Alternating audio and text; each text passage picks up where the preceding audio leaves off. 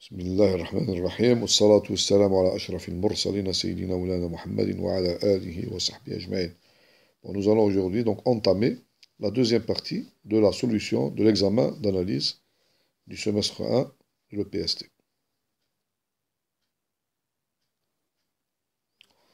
Bon, dans le problème 2, donc, on nous demande de trouver une fonction f définie de R dans R, dérivable sur R, donc elle est définie dans tout R, dérivable sur R, telle que la fonction dérivée f' vérifie les trois conditions suivantes. Il faut que f' est dérivable sur R étoile, f' est continu au point 0, et f' n'est pas dérivable en 0. Bon, la solution du problème 2, donc la fonction en question, c'est la fonction f de R dans R, définie par, donc c'est la fonction f de x est égal à, donc f de x égale x multiplié par valeur absolue de x. Il ne faut pas, donc, il ne faut pas croire que, on a la fonction f de x, la fonction f de x est égale à valeur absolue de x. Cette fonction, donc, elle n'est pas dérivable au point 0. Mais la fonction f de x égale x multiplié par valeur absolue de x, on va le voir, on va le démontrer. C'est une fonction qui est dérivable, on va voir qu'elle est dérivable en 0. C'est-à-dire la valeur absolue qui existe ici, donc, ne va pas empêcher. مش راح تأثر la dérivabilité de la fonction f. Bon, il ne faut pas laisser la valeur absolue. Donc, je vais donc enlever la valeur absolue. Donc, f de x est égal, si x est positif, donc est égal à x multiplié par x, c'est x2. Si x est négatif, donc elle est égale à moins x au carré. Si x est égal à 0, donc 0 multiplié par 0 est égal à 0. Donc, je vais tracer le graphe de cette fonction. Donc, on va tracer le graphe de cette fonction. Voilà. Voilà.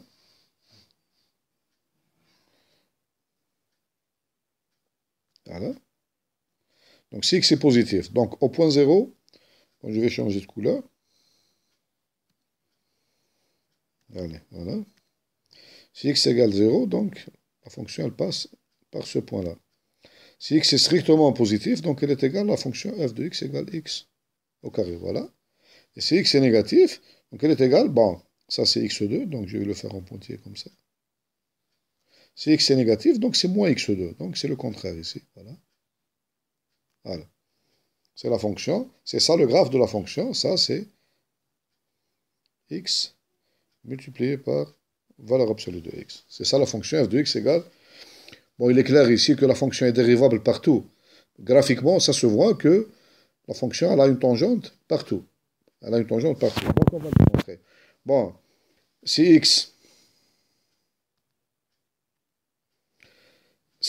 est positif, donc la fonction est égale à x2, donc c'est clair qu'elle est dérivable, parce que c'est un polynôme. Si x est négatif, elle est égale à moins x2, donc c'est un polynôme, donc elle est dérivable. Le problème se pose pour x égale 0. Donc pour x, donc il est clair que f est dérivable sur, donc elle est dérivable sur R étoile. Et on peut calculer même sa dérivée, est égale à 2x si x est positif, est égale à moins 2x si x est négatif. On va démontrer maintenant que la fonction f est dérivable au point 0. On utilise la définition. Donc, on va démontrer que la limite à gauche existe, que la limite à droite, la dérivée, donc ça c'est quoi? Ça c'est f prime plus au point 0. Ça c'est f prime moins au point 0.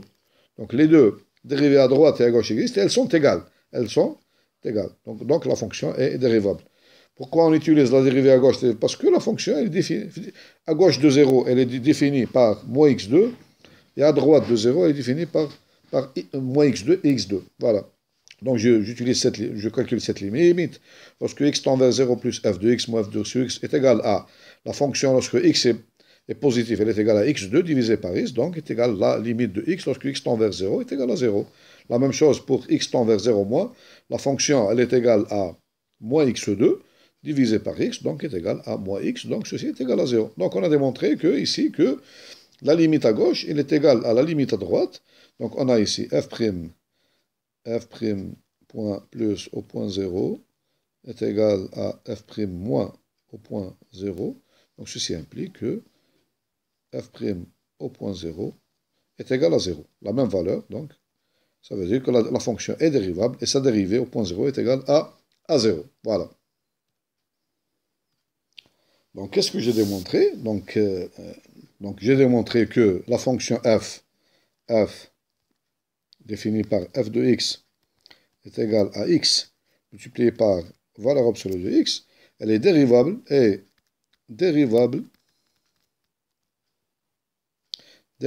sur tout r, en tout point x appartenant à R, et sa fonction dérivée, voilà, est égale à, parce que f de x égale x2, donc lorsque je dérive, je trouve 2x, si x est positif, est égal à moins 2x, si x est négatif, est égal à 0, si x est égal à 0.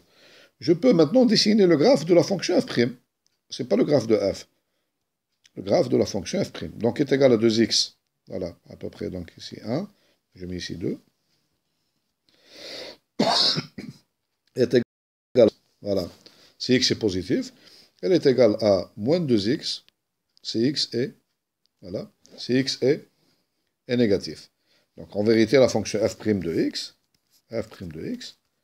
je peux l'écrire est égal à 0 si x est égal à 0. f' de x est égal à 2 fois valeur absolue de x.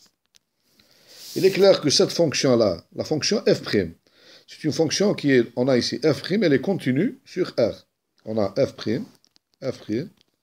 est continue sur l'ensemble R. Mais elle n'est pas dérivable sur R.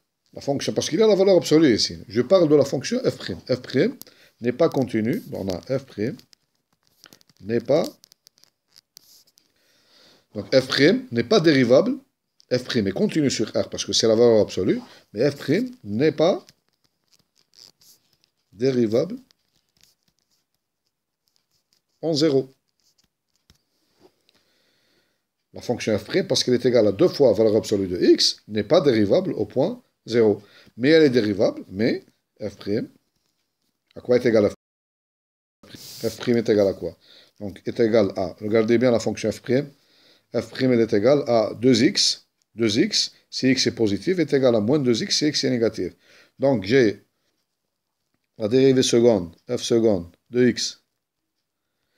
Donc, pour x différent de 0. Ici, c'est x est égal à... Est égal à quoi? Est égal à 2. Si x est strictement positif, est égal à moins 2 si x est négatif. Parce que la fonction est égale à moins 2x.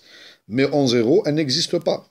La dérivée seconde au point 0 et f seconde au point 0 n'existe pas. Pourquoi? Pourquoi f seconde au point 0 n'existe pas? Parce que si vous calculez,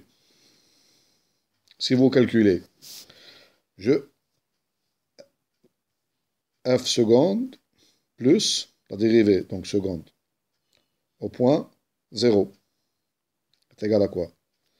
Donc c'est, parce qu'il est égal à la fonction 2 fois valeur absolue, donc de x.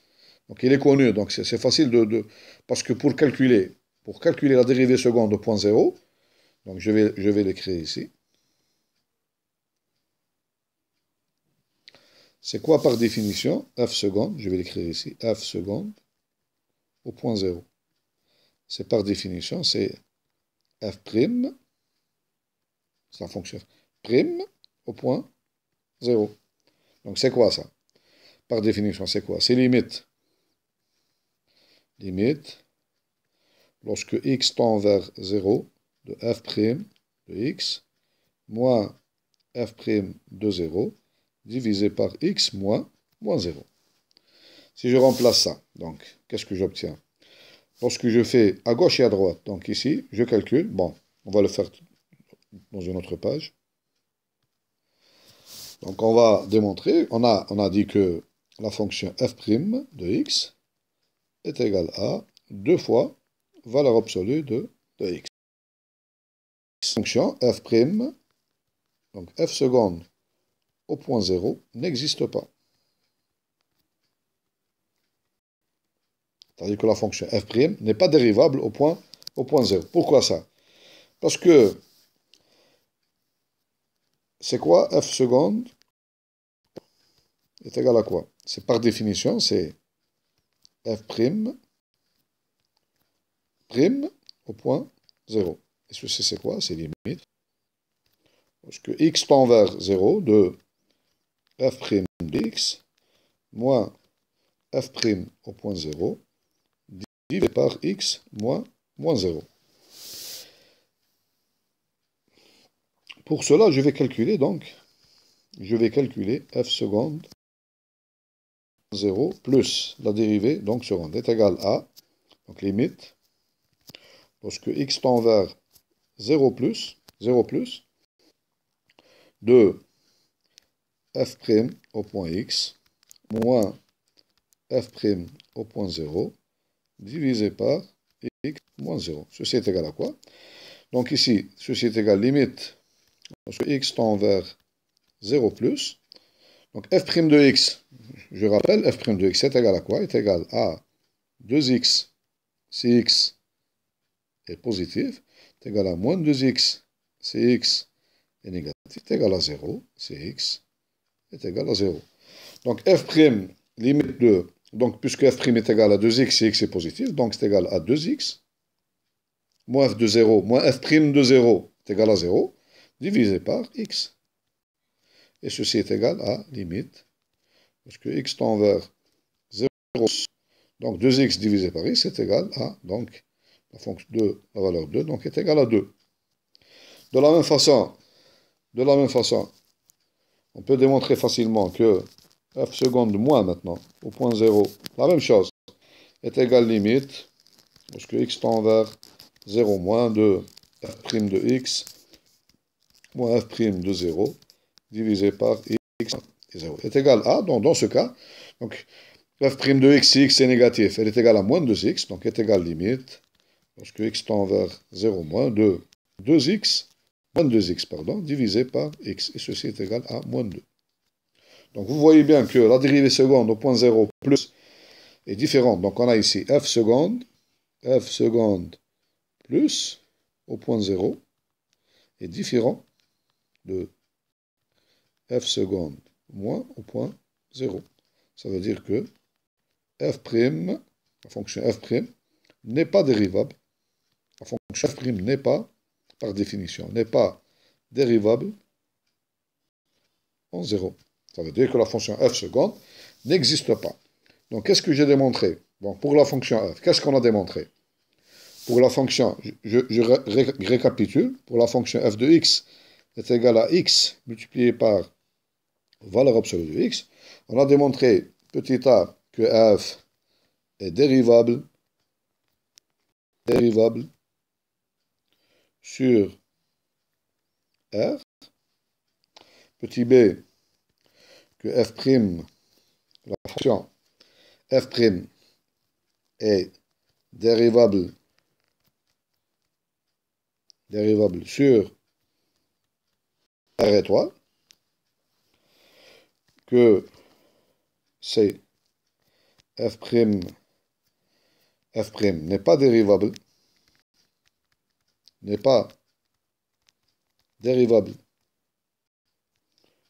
en 0.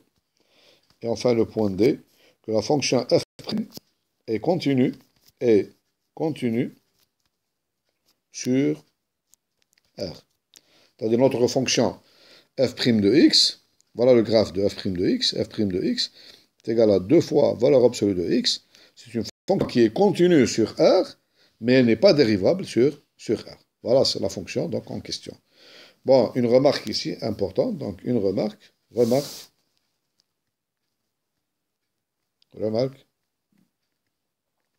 Bon, si on prend la fonction, il y a des étudiants qui prennent cette fonction, est égale à x2 6 1 sur x pour x différent de 0. Ils prennent 0 si x est égal à 0. Cette fonction, elle ne répond pas à l'exercice au problème numéro 2. Pourquoi? Parce que cette fonction f, c'est vrai, elle est dérivable, f est dérivable, elle est dérivable sur R. Mais f', la fonction dérivable f', n'est pas continue n'est pas continue au point en 0. Or, on a demandé une fonction qui est dérivable sur R, mais sa dérivée, elle est continue sur R, c'est-à-dire elle est continue en 0, mais elle n'est pas dérivable sur 0. Cette fonction-là, donc cette fonction n'est pas continue au point 0. Donc, ce n'est pas la bonne fonction qu'il faut prendre. Voilà. Maintenant, on passe au problème numéro 3. Il s'agit d'étudier une suite récurrente définie par UN plus 1 est égal à f de UN. Avec f, la fonction f de x est égale à la puissance 2x moins 2. Et u0 est égal à 0. Bon, il y a 4 questions. Montrer que l'équation f de x égale x admet une solution à une seule x chapeau dans l'intervalle 0, 1,5. Montrer que pour tout n, un appartient à l'intervalle 0, 1,5. Montrer que la suite un est convergente. Et après, on va trouver donc une valeur approchée de cette solution. Bon, on va commencer par le point A. Donc on va commencer par le point A. Donc, montrer que la fonction f de x égale x admet une solution. Revient à démontrer que la fonction g de x est égale à f de x moins x. La même chose, donc, est égale à 0. Donc, cette fonction g de x donc, admet une solution, c'est-à-dire elle est nulle sur l'intervalle, donc 0, 1,5. Donc, je considère la fonction g de x est égale à f de x moins x. Donc, c'est égal à e à la puissance 2x2, 2x moins 2 moins x. Donc, on va utiliser ici donc, le théorème des valeurs intermédiaires. Donc, on a g de 0 est égal à 1 sur e à la puissance moins 2 qui est strictement positif. Et maintenant, au point 1,5, g de 1,5 est égal à 1 sur e moins 1,5. Donc, ceci est égal à peu près à une valeur négative, qui est égale à moins 0,132, donc qui est strictement négative. Donc, en appliquant, puisque la fonction g, elle est continue sur l'intervalle 0, 1,5, donc il existe un point C ou bien x chapeau tel que g de x chapeau est égal à 0. Donc, d'après le théorème des valeurs intermédiaires, donc l'équation g de x égale 0, ou bien f de x égale x, admet au moins une solution dans l'intervalle 0, 1,5. Voilà, donc l'existence de la solution donc, a été prouvée en utilisant le théorème des valeurs intermédiaires. Bon, maintenant, on va démontrer que cette solution, elle est unique dans l'intervalle 0, 1,5. Donc, pour cela, donc, il suffit de démontrer que la fonction g est une bijection. Ou bien, il faut démontrer que la fonction g, elle est donc continue et strictement monotone sur l'intervalle 0, 1,5. Effectivement, donc, on va calculer la dérivée. G' de x est égal à 2 e à la puissance 2x moins 2 moins 1. Donc, on voit bien que la fonction... Voilà, donc g' de x est égal à 2 e à la puissance 2x moins 2 moins 1. Donc, on va voir pour quel x, cette fonction, elle est égale à 0. Donc, elle est strictement supérieure à 0. Et donc, ça devient à utiliser donc, le signe, notre ishara, g'. Donc, on a g' de x strictement positif, équivalent à donc, e à la puissance, c'est-à-dire 2 e à la puissance 2x moins 2 strictement supérieur, ou bien e à la puissance 2x moins 2 strictement supérieur à 1,5. Ou bien aussi, donc, on passe au logarithme maintenant, on obtient 2x moins 2 strictement supérieur à log de 1 moins log de 2. Donc, on obtient ceci. C'est-à-dire équivalent à 2x est strictement supérieur à moins log de 2 plus 2. X, c'est-à-dire strictement supérieur à moins log de 2, je divise par 2, moins log de 2 sur 2, plus 2 divisé par 2, c'est-à-dire plus 1. De même, donc on a g' de x est négatif, si seulement si, donc x est strictement inférieur à moins log de 2 sur 2 plus 1. Maintenant, calculons justement cette expression-là, donc moins log de 2 sur 2 plus 1. Donc ceci est égal à peu près, donc 0,6 à peu près, qui est strictement supérieur à 1,5. Voilà.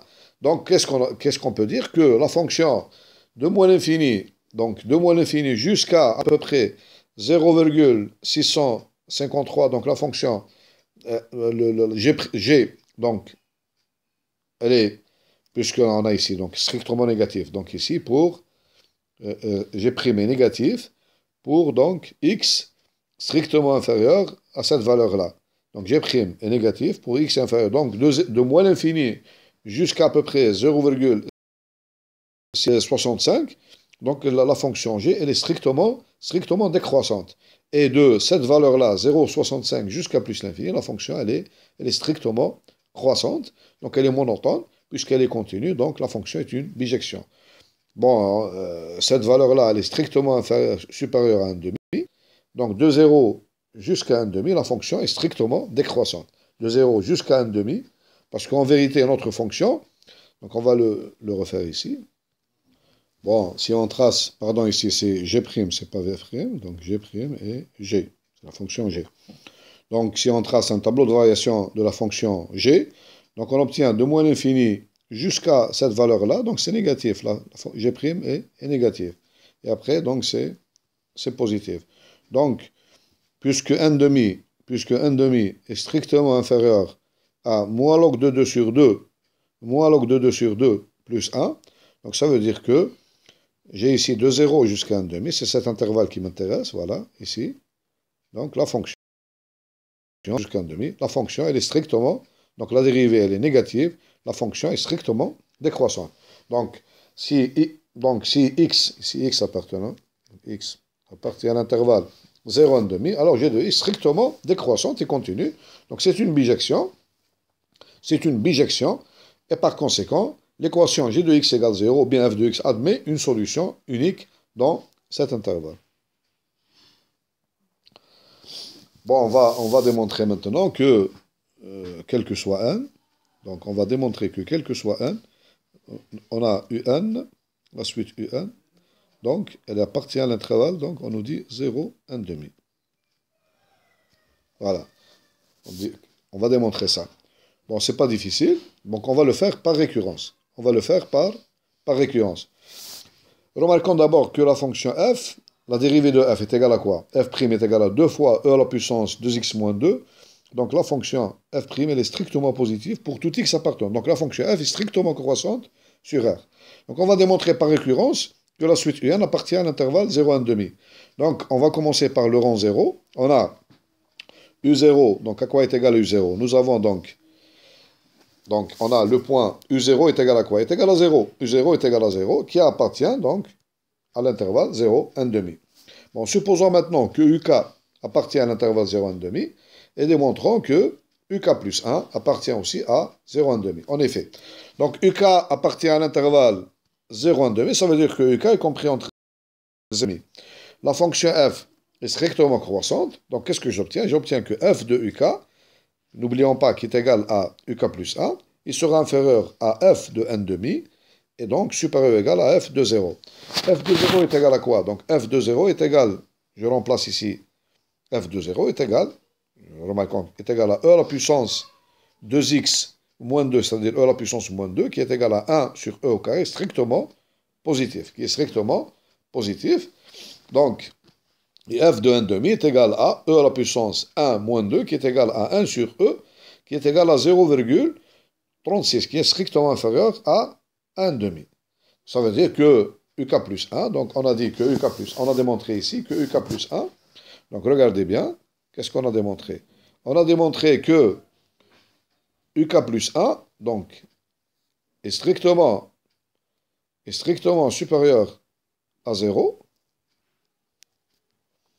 il est strictement inférieur à, donc, il est donc f de 1,5, ici on a démontré que, donc c'est 0,336 Donc on voit ici que 1,5, donc elle est là. Et UK plus 1 est strictement supérieur à 0. Donc ça veut dire que UK plus 1, donc UK plus 1, donc il appartient bien à l'intervalle 0, 0, 1,5. Voilà.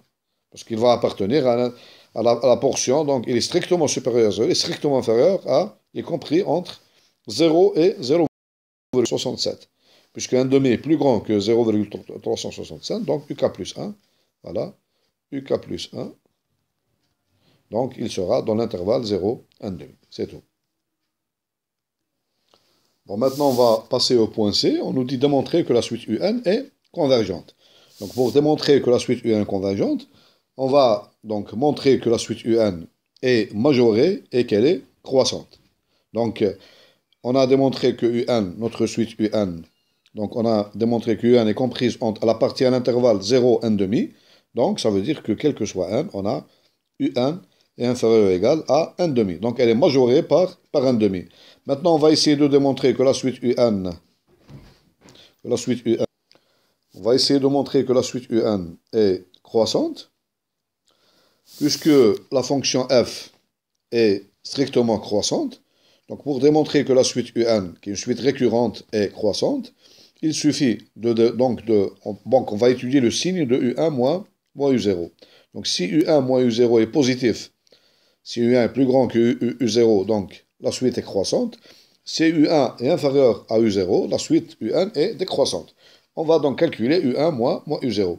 Donc U0 est égal à 0, donc U1 moins U0 est égal à U1 moins 0 est égal à U1 est égal à F de U0 est égal à F de 0 est égal à, donc F de 0 est égal à 1 sur E au carré, c'est-à-dire qui est strictement positif. Donc on a montré que U1 donc, est plus grand que U0.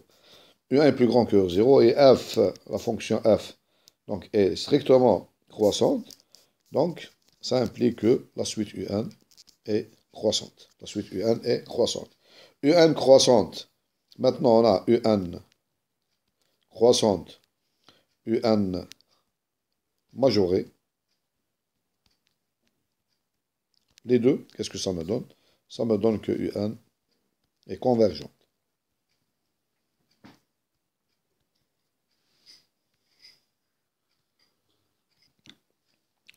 Bon, on passe à la question D. Donc, on nous dit calculer par deux méthodes différentes une valeur approchée de la limite L. Donc, notons par L limite de UN, parce qu'on a dit que la suite UN est convergente, donc à la limite, notons cette limite par L. Donc, puisque UN est comprise, la suite UN est comprise entre 0 et 1,5, donc ça veut dire que ceci implique que notre limite L, elle est aussi comprise entre 0 et 1,5. Bon, maintenant, puisqu'on a UN plus 1 est égal à f de UN, donc, puisque f est continu, je passe à la limite, donc, lorsque 1 tend vers L, donc cette limite L, elle va vérifier, donc L est égal à f de L, donc c'est-à-dire que L est solution de l'équation f de x égale x. Donc, puisqu'elle appartient à l'intervalle 0 à 1,5, donc, on sait qu'on a démontré qu'il existe une seule solution, qui est la solution à l'équation f de x égale x dans l'intervalle 0 à 1,5. Comment on fait donc pour calculer cette... Donc, la première méthode, qu'est-ce qu'on fait? Donc, on va calculer U1, U2, on va calculer par exemple U1, U2, U3, etc. Lorsqu'on arrive à UN plus 1 qui est égal à f de UN, et on trouve que ceci, c'est aussi égal à UN, c'est-à-dire le terme UN vérifie, par exemple, le premier terme qui vérifie f de UN égale UN. Donc on peut prendre UN comme valeur approchée, bon, ceci a été fait, donc on a la fonction f de x égale e à la puissance 2x moins 2.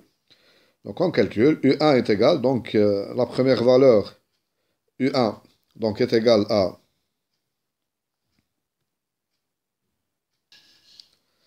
voilà, donc on a fait les calculs, et on a obtenu donc à peu près les valeurs suivantes.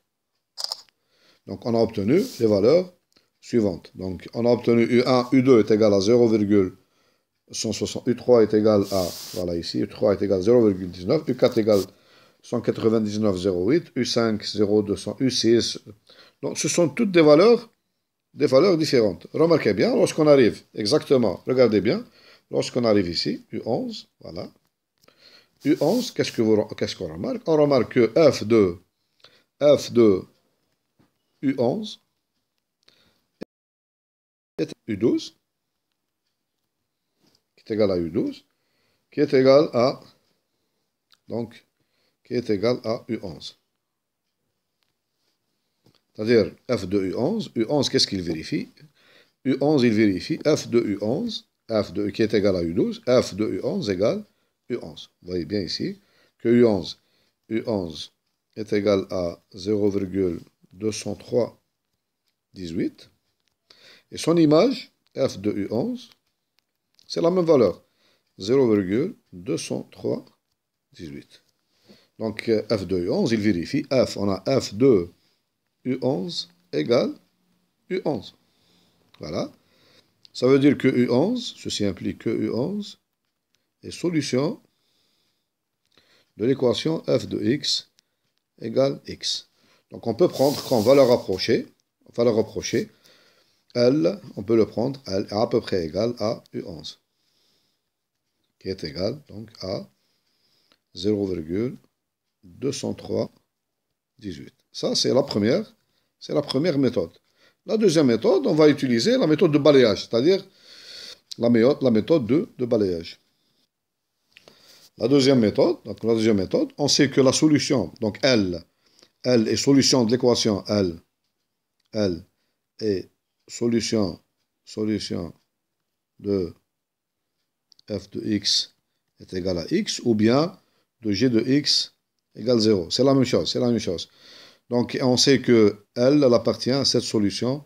Elle se trouve dans l'intervalle 0, 1,5. Donc, elle est là. Elle est dans ça. Qu'est-ce qu'on fait? Donc, on utilise le théorème des valeurs intermédiaires. Donc, je vais prendre un autre point. Je laisse 0 et je prends le point, par exemple, ici, 1 quart. Pardon, 1,5. 1 quart, la moitié, 1 quart. Et je fais donc G de 1 quart. On remarque que G de 0 est égal à, il est positif, donc il est strictement positif. Et G de 1 quart, il est strictement négatif. Ça veut dire que la solution, elle se trouve dans l'intervalle. Ça veut dire que elle se trouve dans, donc elle n'est pas là, mais elle est dans l'intervalle 0, 1 quart.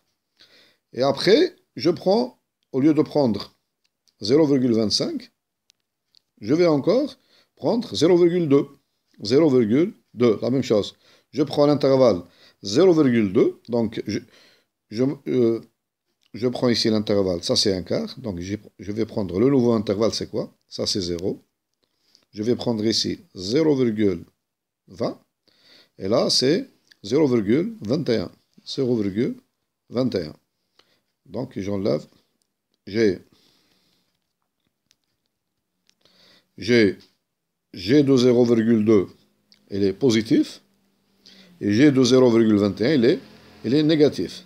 Ça veut dire que la solution, elle se trouve dans cet intervalle-là.